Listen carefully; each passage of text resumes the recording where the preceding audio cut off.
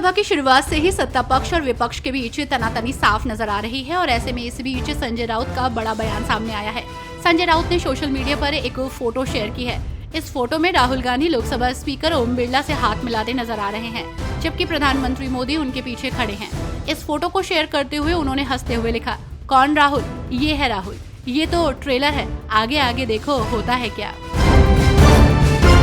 कांग्रेस नेताओं के खिलाफ मामला दर्ज होने पर पूर्व सीएम अशोक गहलोत ने बीजेपी सरकार पर निशाना साधा। उन्होंने कहा कि ये सरकार की बौखलाहट है। पूर्व सीएम अशोक गहलोत ने अपने सोशल मीडिया हैंडल एक्स पर ट्वीट कर कहा, कोटा में नीट पेपर लीक के मामले पर हुए विरोध प्रदर्शन को लेकर पीसीसी प्रदेश अध्यक्ष गोविंद डोटासरा और नेता प्रतिपक्ष टीकाराम जूली पर एफआईआर दर्ज करना सरकार की बौखलाहट है।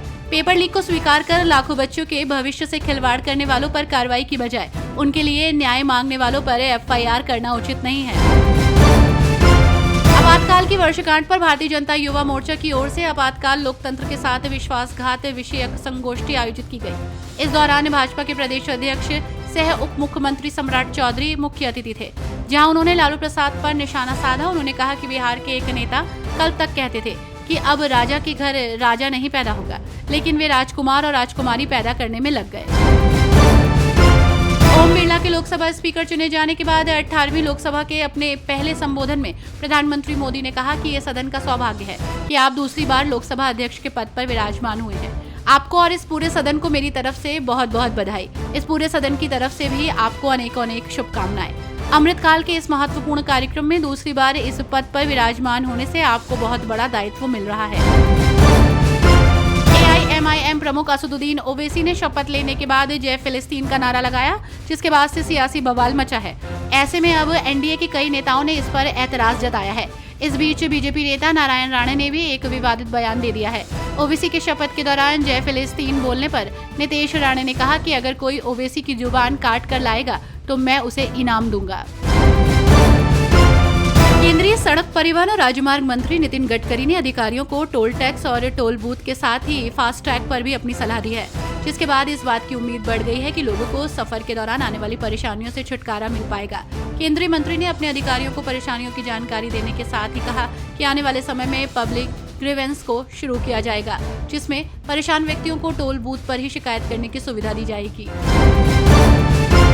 उत्तराखंड में मंत्रिमंडल विस्तार को लेकर चर्चाएं एक बार फिर से तेज हो गई हैं। मुख्यमंत्री पुष्कर सिंह धामी पीएम नरेंद्र मोदी से भी मिले थे। दरअसल उत्तराखंड में कई कैबिनेट मंत्रियों के पद खाली चल रहे हैं और ऐसे में लगातार मंत्रिमंडल विस्तार खबरें आती रहती हैं, लेकिन इस बार ये चर्चाएं अमली जामा पहनती हुई दिखाई दे रही हैं। 2 सीटों पर उपचुनाव के बाद ये बदलाव देखने को मिल सकता है। शरद पवार की पार्टी एनसीपी की बारामती सांसद सुप्रिया सूले ने लोकसभा स्पीकर ओम बिरला को इसकी बधाई दी। इस दौरान उन्होंने बातों ही बातों में निशाना भी साधा। सुप्रिया सूले ने लोकसभा में कहा, मुझे अभी भी याद है कि मैं आपसे पहली बार अन्य नेताओं के साथ मिली थी। उसके बाद जब से आप इस सीट पर विराजमान हुए हैं, हमेशा आपने हम सब का ख्याल रखा। लेकिन पिछले 5 सालों में कोविड में भी जिस तरह से आपने हमारा ख्याल रखा, आपने हमेशा हर मेंबर को फोन कर उनका हालचाल पूछा। दिल्ली के मुख्यमंत्री अरविंद केजरीवाल की कोर्ट में तबीयत बिगड़ने पर आम आदमी पार्टी ने बीजेपी पर निशाना साधा। उन्होंने एक्स पर लिखा, तानाशाह ने जुल्म की सारी हदें पार कर दी हैं। आज जब मुख्यमंत्री अरविंद केजरीवाल को बेल मिलने की पूरी संभावना थी, तो बौखलाहट में बीजेपी ने फर्जी केस के जरिए सीबीआई से केजरीवाल जी को गिरफ्तार करवा दिया। ओम बिरला को लोकसभा का स्पीकर चुने जाने पर बिहार की पूर्णिया लोकसभा सीट से निर्दलीय जीतने वाले सांसद पप्पू यादव ने उन्हें बधाई दी। सदन में ओम बिरला को बधाई देते हुए पप्पू यादव ने कहा, हृदय की गहराइयों से मैं आपको बधाई देता हूं। मैं सिर्फ एक ही लाइन में कहूंगा कि मैं इस देश के करोड़ों विचार के उस संरक्षण वाले हर समाज, वर्ग और समूह व्यवस्था का स्वतंत्र आवाज हूं। मैं हमेशा अपेक्षा रखूंगा कि बिहार के साथ साथ संविधान और स्वतंत्र आवाज को आप संरक्षण देंगे।